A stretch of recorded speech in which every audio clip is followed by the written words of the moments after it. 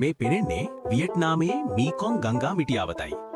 හාත්පස පෙනෙන මේ බිම් සියල්ල වැසී තිබෙන්නේ කුඹුරු වලින්. ලෝකයේ පස්වනි විශාල සහල් නිෂ්පාදකයා වන වියට්නාමයේ සහල් අස්වැන්නෙන් වැඩි කොටස මෙම මීකොං නදී ඩෙල්ටාවෙන් ලබා ගන්නවා. අර ඒකට ටොන් 2ක් පමණ අස්වැන්නක් පමණයි.